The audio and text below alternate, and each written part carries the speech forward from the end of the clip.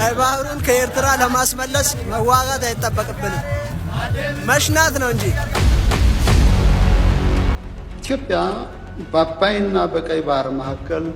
የምትገኝ ሀገር ነች። ኤርትራ ምስ ኢትዮጵያ ሳልሳይ አካል ሽምግልና ከም ዘይተቀበል ምሕባሩ ተፈሊጡ አውዒት ለህዝቢ ኤርትራ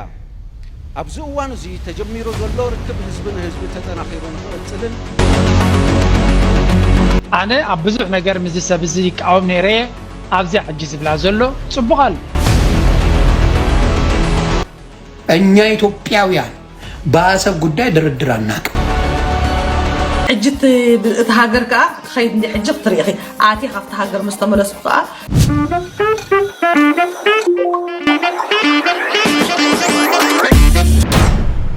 ሰላም ፍትዋትን ክብራትን ተኻተልቲ መደበይ ለሞውን ተመሊሰ መጽ የለኹ ትገራርን ቪዲዮ ሕዛጋ ነበር ዘለኹ ክሳብ ፍጻመ ሓቢርኩም ክትከታተሉ በመዕዳም ሰብስክራይብ ምግባርኩም ከይዘንግዑ ነዚ ቪዲዮ ላይክ ምግባር ጀምሩ። ወሰናይ ጸኒሕ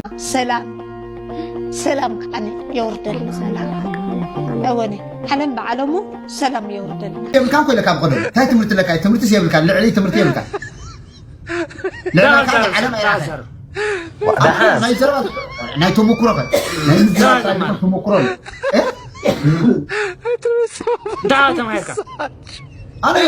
دبلوماسي لنا عندها دبلوماسي زبان ዲፕሎማሲ ዝባል ዲፕሎማሲ ለኒ ናይ አንጎላ ዲፕሎማሲ ለኒ ናይ ትምርቲ ጽርግያ ናይ ትምርቲ ናይ ከመገር ካሰብ حسن ሻላ ሓወይ ኣብዚያ ሓቶን የራትና ኣነ እሺ ኣብ ኤርትራሲ እስኻ ሕጂ ኮንኩር ፕሬዝዳንት ናሲ ራፐር ክትውጥ ከመደብ ኣለካዲ ወግድ ወላ ኣነ ባዕሊ ራፕ ክገብር መንግስት እንዳኾንኩሎ ወዳ አይደኸ መንግስት ወላ ራፕ ክትገብር ደኻ ካብዚ ላዕሊ ሕጂ ሒዝና ጠፊኡ እዚ ሕጂ ናብቲ ሃገርና ናብቲ ባህልና ናብቲ ባህልና ስንስጋ ራፐር ክትወጡ መን ኮንካ ክትወጡ በራፐር ረየበ ከመገርና ምሳኹና ዲሞክራሲ ክንሰርሕ ንኽእል ክሳይ ኮይ ሕጂ ኮ ሸላ ትኽክል ኣለኻ ኮ እዚኣ ከመይ መሲልካ ፋና ሓወይ እንታይ ዲ ካብ ህዝቢ ገንዘብ ዘሸግሮም በዓሉ ራፐር ሰሪሑ ኣብ ዩቲዩብ ጽዒኑ ገንዘብ ሰሪሑ ንኽበልዕ ኮይ እዚ ኮረ እዚ ጻዕራ መንግስቲ ማለት ኮይ زمنو قاعد حسوري بزخونه مسبيتن مس ترام زرباكم تزرربكم انت اين روب زعبانا حزب اتراد ينرو ولا انت اي تزرربكم مسكي زعباب زناي ترام نشتي مغلصكم ولا تري لخات راحكم دسيلنا اسكابو مغلصكم اسكوزي ابرهس قبلنا كبر مرحنا ان شاء الله ودما علويا بقى كبر ان شاء الله ودما علويا باس لزخركا ينس كبزي مغلص حبا بزا زقنخما زررب ابتي كله مزم بريزنت بصحا اني خايخا او بتاع لوريتو تني حسابات ازي كل لا ازي دا قنابيرو ميمكو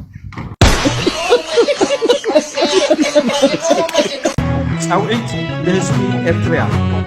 ኣብዚ እዋን እዚ ተጀሚሩ ዘሎ ርክብ ህዝብን ህዝቢ ተጠናኺሩ ንኽቕፅልን ናብ ዝለዓለ ብራኸ ንኽሰጋገርን ንሕና ተሳተፍቲ ብሄራዊ ኮንፈረንስ እጃምና ከምነውፊ እንትንገልጸልካ ኣብ ልዕሊ ህዝቢ ትግራይን ኤርትራን ኣንጸላልዩ ዘሎን ቀርኒ ኣፍሪካ ካብ ዝሓመቐ ናብ ዝኸፍአ ሕምስ ምስ ዘእቱ ሓደጋ ጥፍኣት ኩናት ብርሑቕ ንምትራፍ ብወገንና ዝከኣለና ፃዕሪ ከም እንገብር እንትነረጋግጸልካ ብወገንካ እውን وعيك دمصخ بمسمع الجانكا كتوفن نسلام حبيرنا كنسرحن صوعتنا نقدر ቀይ ባህሩን ከኤርትራ ለማስመለስ መዋጋት አይጠበቅብንም መሽናት ነው እንጂ መሽናት ብንሸናባቸው ራሱ ጠራርገናቸው እዛ ባህር ውስጥ አንከታቸው አይችሉንም እኛን አይችሉም አንተ ልብ ዘለካ ኤርትራዊ ትግራዋይ ግን ግዜ ከለካ ግዜ አይትጸበ እዝናይ ሎሚ ናይ ኤሬቻ መልእክቶም እንዳሰማዕካ ፈሊጥካ ተስክት ሽግር ምሳገጠመካ ብጀካ ነፍስኻ ንኻልእ ክትወቅስ መሰል የብልካ ተጋሩን እዚ በተደጋጋሚ ሰማዕኩሞ ጉዳዩ አዳነች አበቤ ኣብ ቴሌቪዥን ወጽያ ብዕሊ ኺዱልና ተገንጸሉ ኢላ ነግራትኩም ያ እታዓሻ ብርሃኑ ጁላውን ደጋጊሙልኩም እዩ تقولي نلبام أمتلو نعشا درجحلو كيكون تجراواي كاب حجي أبهز بها أمن النتكا لولا النتكا مسرح كليكاي ምስ ኣብዚ ሕጂ ዝምዕብል ዘሎ ኩነታት ዓለም ዞባ ማእከላይ ምብራቅ ቀርኒ ኣፍሪካ ትግራዋይ ንትግራይ ኣበይ ከመይ ትሪኣ ዝብል ኣርእስቲ ሒዝካ ክትሰርሕን ክትዘራረብን ባህጊ ሕብረተሰብካ ኣጸቢቕካ ክትፈልጥ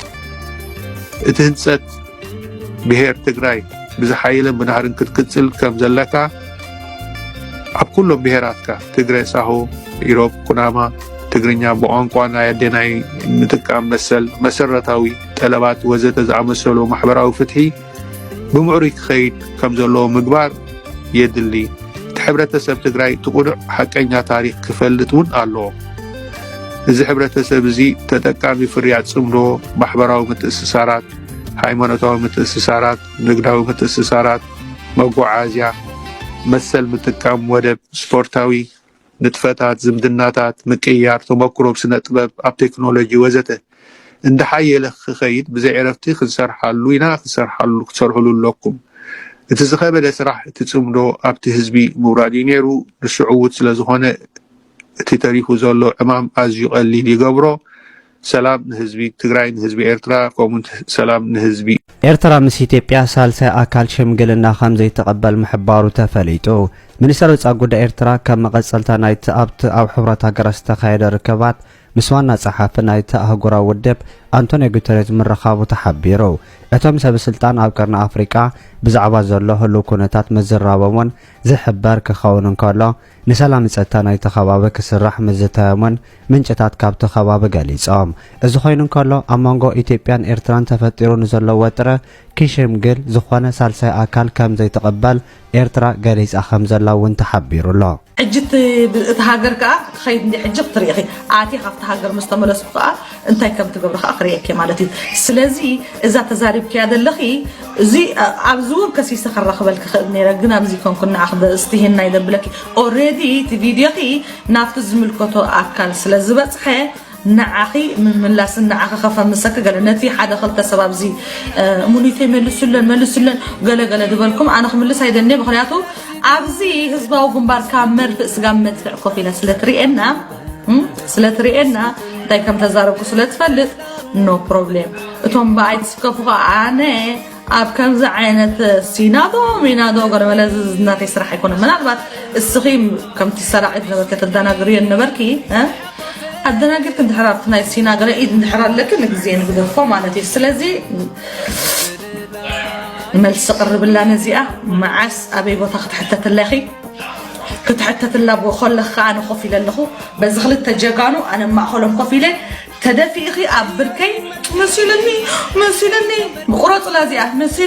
مسيلني الكي أبركي تدفي أخي خمو الدخز حس كده كينو كل خن كس كده كني يعني إنه كل خن كس كده كني بفل لا يعد بتسيح مسمت أخو أنا مع بلايكم مع بال أبسن كفصلت أنا حاجة لما دفيقهم مخد كانوا تقولوا نا عايز دفع النجن ولا حدا يجي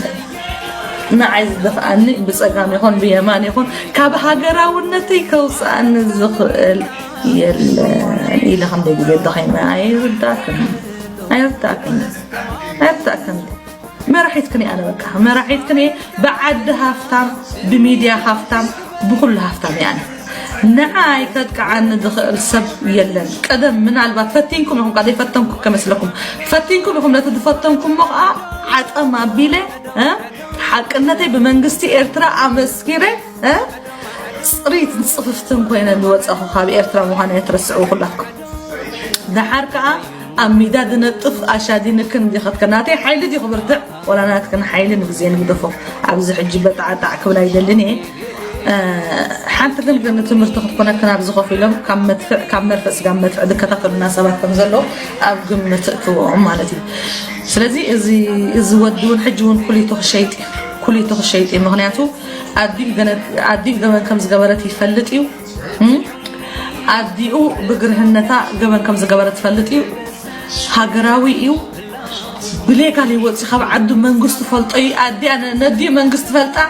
نعو منجست فلطة بلي قال كفت عد وصي أفضل لو عد ذلي بلي قال كان بحقوركم دريتو أتاون وسأنس لزغنة من مخانة خايفة لا تكون زبدة هتفتف من بالكي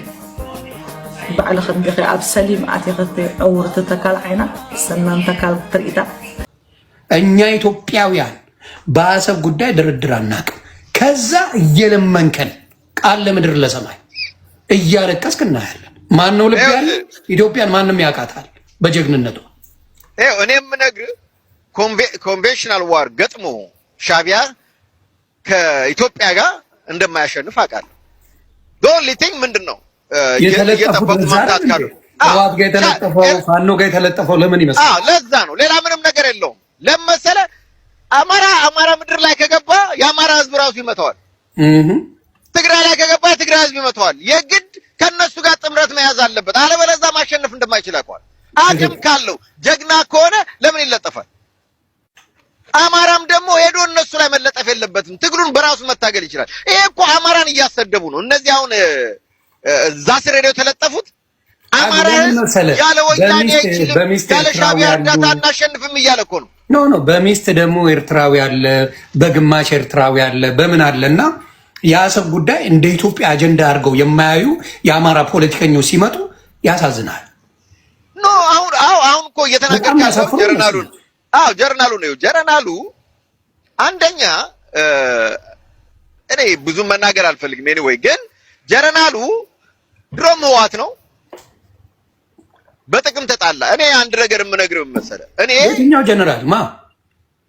ተፈራ በጭባጫ እሱ ነው የተናገረው ማለት ከኋላ ጉብ እንልብሃለን ያለው እሱ ነው። የሚገርም ይሄንን ነው። ይኸው ምን አለ መሰለህ፣ እሱ ጀነራል እያለ ነው እኛ አርባ ጉጉ ላይ ታረን። ለምን ሰራዊቱን ይዞ አልተነሳም? አማራ ለምን ይታረዳል ብሎ በደኖ ላይ ያ ሁሉ አማራ ሲጨፈጨፍ እሱ ጀነራል አልነበረ እንዴ? አርብና የሰጭኑ አነ ኣብ ብዙሕ ነገር ምዝ ሰብ እዚ ይቃወም ነይረ። ኣብዚ ሕጂ ዝብላ ዘሎ ጽቡቕ ኣሎ ማለት ኣይተጋጋኹ ነይራ። ሰብ እዚ ትራሽ ዝብሎ ነይረ። ትራሽ ማለት ወይ ካ ትራሽ ካ እንዳጓሓፍተ ህልካ ኣብ እንዳጓሓፍተ ጥዑይ ነገርርከብ እዩ። ሓደ ካብቲ ጥዑይናቱ ድማ እዚ ጽቡቕ እዩ። ኢትዮጵያ በአባይና በቀይ ባህር መካከል የምትገኝ ሀገር ነች። ዕጣ ፋንታዋና መጻኢ ዕድሏም ከሁለቱ ውሃዎች ጋር በእጅጉ የተቆራኘ ነው። ይሁን እንጂ ኢትዮጵያ ፍትህን ባልተከተለ መንገድ እና ህዝብን ባላማከልና ባላሳተፈ አግባብ ተገላ ቆይታለች። ኢትዮጵያ ወደ እነዚህ ውሃዎች እንድትመለስና ፍትሃዊ የልማት ተጠቃሚ እንድትሆን መንግስት በመስራት ላይ ይገኛል። ከ3 አስርተ ዓመታት በኋላ የባህር በር ጉዳይ ዓለም አቀፍ የመነጋገሪያ ሀሳብም ማድረግ ተችሏል።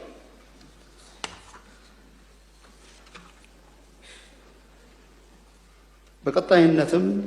የቀጠናችንን የጋራ የመልማት ፍላጎት ያገናዘበ ትብብርና ትስስርን ለማጠናከር ዲፕሎማሲያዊና ሰላማዊ ጥረቶች ይደረጋሉ። መንግስት ፍትሃዊና አስተማማኝ የባህር በር ለማግኘት ከቀጠናው ሀገራት ጋር በዲፕሎማሲያዊና በሰላማዊ መንገድ ይሰራል። በአባይ ወንዝም ላይ የጋራ መተባበርና መተማመን እንዲዳብር የአባይ ተፋሰስ ሀገራትን ተጠቃሚ የሚያደርጉ ተግባራትን ያከናውናል፣ በንቃትም ይሳተፋል። 32 ዓመት የባህር በር የሌለን ነበር። ለኔ ህመም ነበር ያ ነገር። ምክንያቱም እኔ የደርግ ዘመን ላይ ነው ኤሌመንተሪ ስኩል የተማርኩት እና ላንድ ሎክድ ሀገሮች በጣም እናዝንላቸው ነበር። ቢኮዝ ኢትዮጵያ ሙሉ ነበረች፣ ኤርትራኛ ነበረች፣ ቀይ ባህርኛ ነበር። ስለዚህ የባህር በር ያለው ሀገር ልጅ ሆኜ ነው ልጅነቴ ላይ የተማርኩት ሂስትሪ፣ ጂኦግራፊ ምናምን ስማር። ከ83 በኋላ የባህር በር ማጣት፣ ኤርትራን ማጣት አንገት ተቆርጦ እንዴት ይኖራል ነው የተነገረን። ከዛ ኤርትራም ሀገር ሆነች። 32 ዓመት ኖርን እንግዲህ ያለ አንገት ማለት ነው። እንግዲህ አንገት ከነበረች ያው ፔንፉል ቢሆንም በቃ አንዳንድ ነገሮችን አክሴፕት ማድረግ አለብህ እና አገር ናቸው። ኢትዮጵያ እንደ ሀገር ከጎረቤት ሀገሮች ጋር ሊኖራት የሚገባው ግንኙነት እኔ ስሙዝ እንዲሆን ነው የምፈልገው። ስለተመኘን ብቻ አንድ ነገር አይመጣም እና ይሄ ሐሳብ እንዴት ነው የተወለደው? ለምንድን ነው? ከየት ነው የመጣው? ምንጩ ምንድነው ብዬ ሳስብ የኡነት የባህር በር ስለሚያስፈልገን፣ ውሃ ወደፊት ኤክስፔንሲቭ ነገር ስለሚሆን፣ ውሃ ወደፊት ውድ ነገር ስለሚሆን የውሃን አስፈላጊነት ተንተርሶ ነው ይሄ ጥያቄ የመጣው። ጠቅላይ ሚኒስትሩ ልቡስ ለምን ሐሳብ ገዘፈ? እውነት የአብይ ሐሳብ ነው ወይስ የአሜሪካን? በጣም ከባድ ነገር ነው እንዴ! ከባድ ፖለቲካ ይልህ በደርግ ሰዓት ላይ የነበረ ጦርነት እዚህ ይላል ያ ሁሉ አመት ኤርትራ ልገንጠል ከባህሩ በሩ ጋር ከምንም ጋር ተያይዞ ነው 27 አመት ስፔሻሊ ኖ ዋር ኖ ፒስ ሆኖ ተከረመ። መሀል ላይ ደግሞ ጦርነት ነበር የባድመ ጊዜ። ከባድ ሴንሲቲቭ ኤሪያ ነው አይደለም ለኢትዮጵያ፣ ለምስራቅ አፍሪካ፣ ለዓለም ጭምር። ይሄ የቀይ ባህር ሰርጥ በጣም ወሳኝ ቦታ እንደሆነ ያው የሚታወቅ ነገር ነው እና በጣም ከባድ ኢሹ ነው ቀለል አድርጎ ያቀርበውና ከውሃ አንፃር ነው እና ኢትዮጵያ ምንም ጥያቄ የለውም ከፍታ ላይ የምትገኝ ሀገር በመሆኗ the water tower of Africa ነው የምትባለው እና ኢትዮጵያ ከማንም ሀገር ውሃ ተቀብላ አታውቅም። በተፈጥሮ አቀማመጧ ኢትዮጵያ የውሃ ዶነር ነች። ብዙ ወንዞች አሉ ወደ ሌሎች ጎረቤት ሀገሮች የሚፈሱ ትልቁ የአባይ ወንዝን ጨምሮ እንጂ ኢትዮጵያ ወደ ኢትዮጵያ የሚመጣ ውሃ የለም። ኦኬ ሶ ኢትዮጵያ እንደዚህ the water tower of Africa ተብላ ግን በድርቅ ሁሉ ጊዜ የምትሰቃይ ሀገር፣ በውሃ ተከባ ውሃ የሚጠማት ሀገር ነች። ይሄ በጣም ከኔ ጋራ ካቢ ጋር የሚስማማ ሐሳብ ነው ያለኝ ይሄ የገለጸበት መንገድ። ግን አሁን ቁጥራችን እየጨመረ እኮ ነው 130 ሚሊዮን ወደ 150 ሚሊዮን እንጠጋለን፣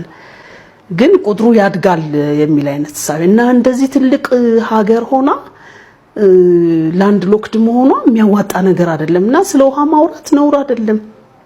ስለ ወደብ ማውራት ነውር አይደለም። እና እንዴት ነው ማውራት ያለብን አይነት ነገር ነው ለኦዲየንሱ ያቀርበው እና የፓርላማ አባላቱን ሳያቸው አብይ ብቻውን ነው መሰለኝ ለምሳሌ ዲሆነ ድንግጥ ያሉ ፊቶች በቃ ቁልጭ ምናምን እያሉ ነው የሚያዩትና ቆይ ከማን ጋር የሚያወራው እንደዛ ነው የተሰማኝ። እና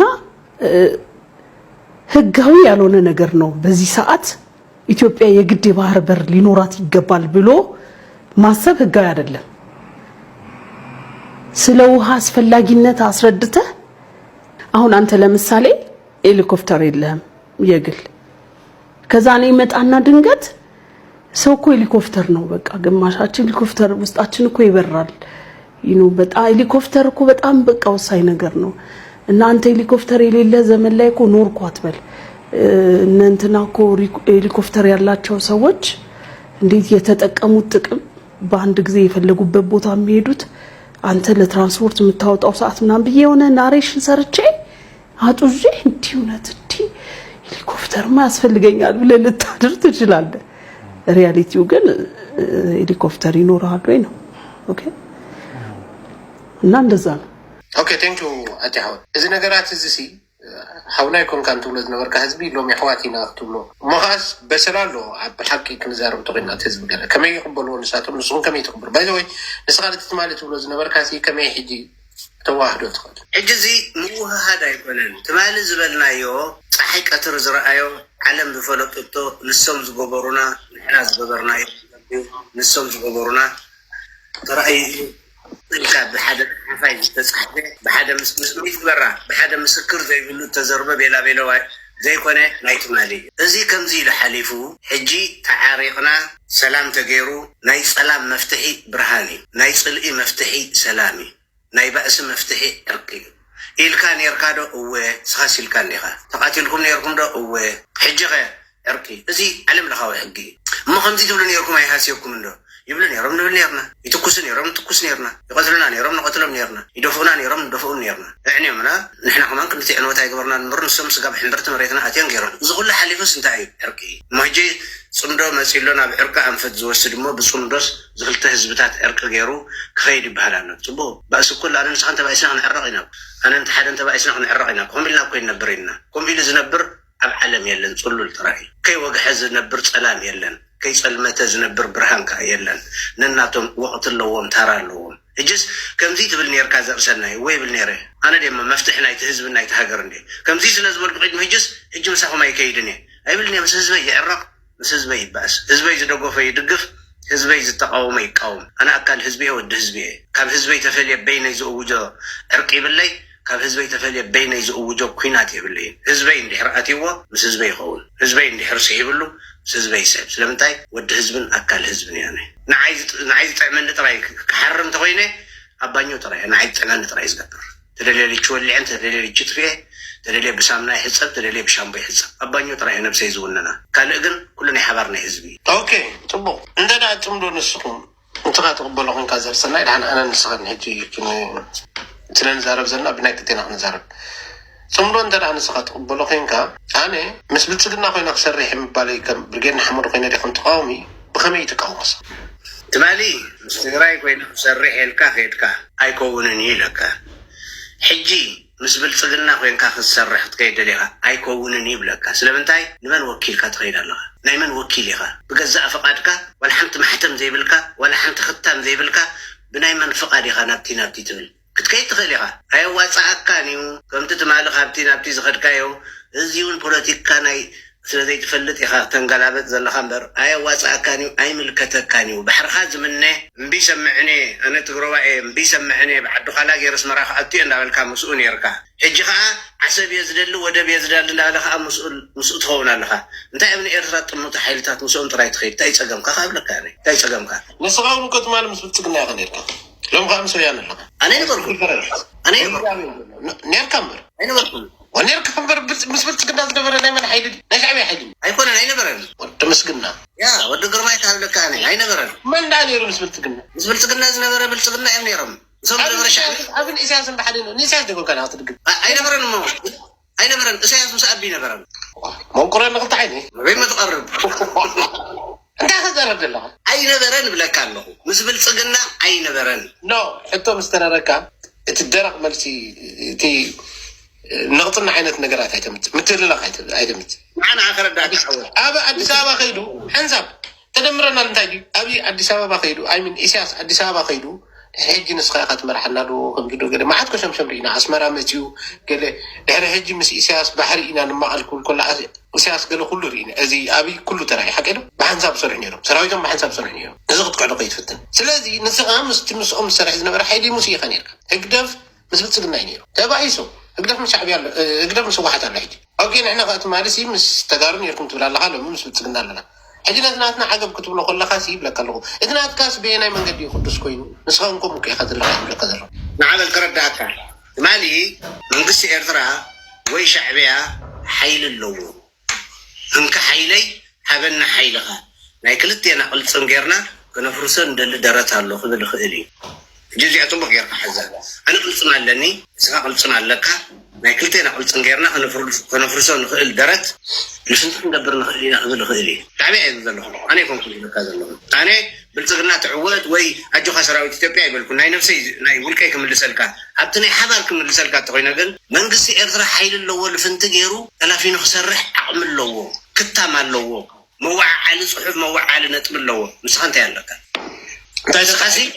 تايد صحيح مال وعل غير صريح كله زت صحفي صحف زرقاي صحفي قلت نقر على كذا سنه تايد زفلطي كم قمقم قل كم زفلطي بالليل كم خد زرب زلا انا حضر داكا انا زفلطي بالليل قل كم ناتي قمقم قل كلت حيالات نناتهم حيدا الله فينهم كلا حيل خفطروا يقول لهم علم زفلط اسم حقوق رخلو وحبوا اسم حقوق رخلو بسلياتاتهم كيدهم قال مسرح حقوق رخلو بس هذا انت يالك